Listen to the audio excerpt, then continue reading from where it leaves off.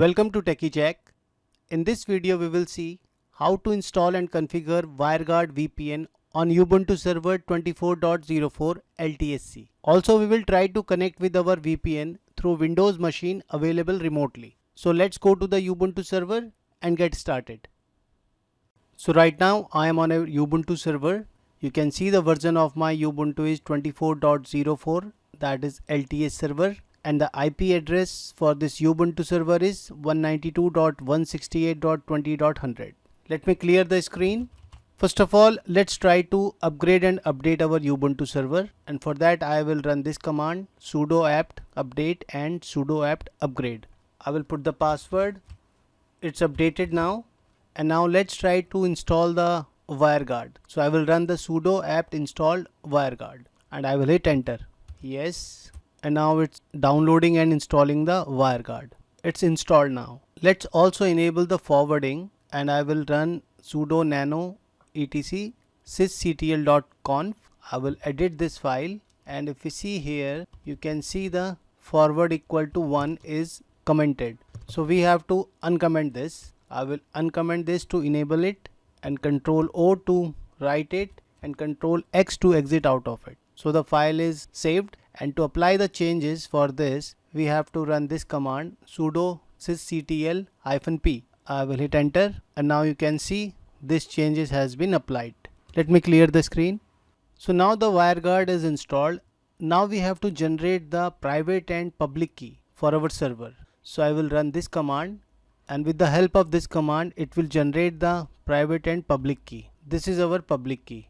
If you want to make sure, you can just go to the WireGuard directory and cat the file.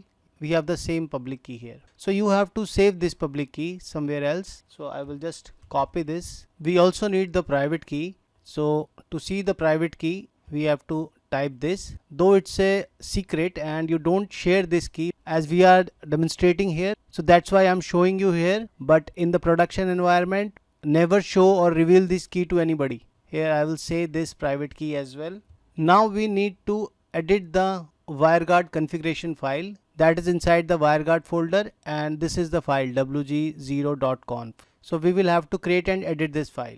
I will type this here, and this is the private IP address for the VPN server, that is 10.0.0.1/24, and the VPN server is listening on 51820. That is a default port where the WireGuard server listen to, and here we need the VPN server private key. So we already have that private key, so I will just copy and paste it here. I just saved this private key in the notepad, and from here we need that private key. So I will just copy this private key and I will paste it there.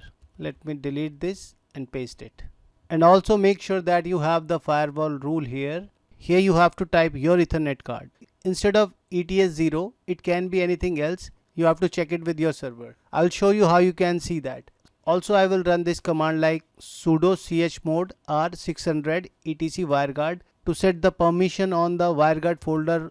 The read-only permission will be set on the WireGuard content. And if you want to see the name of your Ethernet card, you can run this command and it will show you the name of your Ethernet card. So in our case it is ETH0. That's why I typed there as a ETH0. Now I will enable the WireGuard service to start on the startup, and also let's try to start the service. Sudo systemctl start WireGuard service. It was not getting started due to there was some problem because this was not commented. So we have to comment these. These are just for the information purpose. So I commented it, and the interface was also not there. So I added the interface and I commented these messages, and then I save it, and now the service is started. Also if I check the status, let me type this, and you can see that it is active and it is enabled on the startup. So the service for our WireGuard server is running. Let me clear the screen.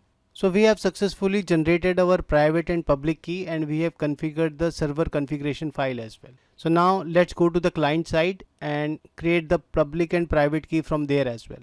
So here I am onto the client machine, and here I have WireGuard installed, and it is simple to install. In our previous video we have just seen how we can install it on Windows, and we can just add empty tunnel here, and it has created the public key and the private key. Let me give the name it as a client and I will click on save. Again I will go here and edit it. I will save the private and public key for the client as well. So I have saved the keys and now we have to add some configuration here on the client side. We have to tell the first IP address will be 10.0.0.2/24 will be the subnet and the DNS will be used this, and it's need the public key of the server. So we have the key of server, so I will copy the server key and I will paste the public server key here. And allowed IP means any IP, and endpoint here you have to put your public IP. So let me put my public IP here and I will click on save. Make sure that this client public key will be needed. Let me save it. Again we will go to the server configuration file and here we have to add the peer. So I will add this and here it says client public key. If we see here and if I edit here, we have the public key of the client here. I will just copy it and I will delete this and will paste the public key for the client.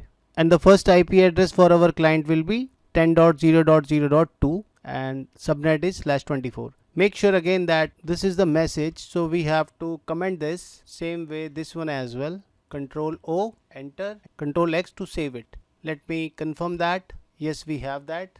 Just Control X again. Let me restart the service again and check the status. It's running. So now I'm on a router and let me try to forward it to 20.100 and I will click on save. So now my 51820 port is forwarded to my WireGuard server. Let's try to connect it now. If I try to ping this IP address 20.6, we are not able to ping it right now. So let me X out of it and let's try to connect it now. You can see we are connected, and if I see the log here, you see the key pair 1 created for peer, sending and receiving the response. So we are connected, and if I try to ping it now, you can see we can ping this. Same way I can ping the VPN server, that is 10.0.0.1. You can see I can ping that. If I check the Ethernet adapter, you can see the client, and if I see the status details, I have the IP address 10.0.0.2 and the DNS what we have set there, and I am able to access the internet as well. So it seems to be working fine and it is connected. Same way, if you want to connect with the Linux machine, you can create the client private and public key, and then you have to add the same public key to here. You can add the client 2 as a peer. Once you add the second peer here, then you have to go to the client settings, and same way like we have did this here, you have to create this file there on the client side as well. You can copy the same file, only the IP address will be 3 for the next client. You can create that on the Ubuntu server and then you can get connected. If you want me to show you that, you can comment on this video and I will create that video as well. So this way you can configure and set up your WireGuard server on Ubuntu server, and you can access it from any of the computer like Windows, you can access it from the mobile, or you can access it from the Linux machine as well. Same way you can even export this setting as well. And if I say VPN and I will say desktop, so this is the setting here and we have the client configuration here. I hope the video was informative. Let's meet in the next video. Friends, want to level up your IT career with exclusive Exchange server and hybrid training? Join my YouTube membership for exclusive step-by-step training, real-world migration labs, and insider tips you won't find anywhere else. Explore the complete playlist for Exchange Microsoft courseware, where you will get the step-by-step Exchange Server 2019-2025 training, hybrid Exchange plus Microsoft 365 deep dives, advanced migration guides and real-world lab, members only question and answer, and early access content, and many more new content to come. See the serious members taking the benefit of course content and leveling up their IT career. Playlist and membership link is available in the description. So select the membership and join now to start mastering Exchange like pro.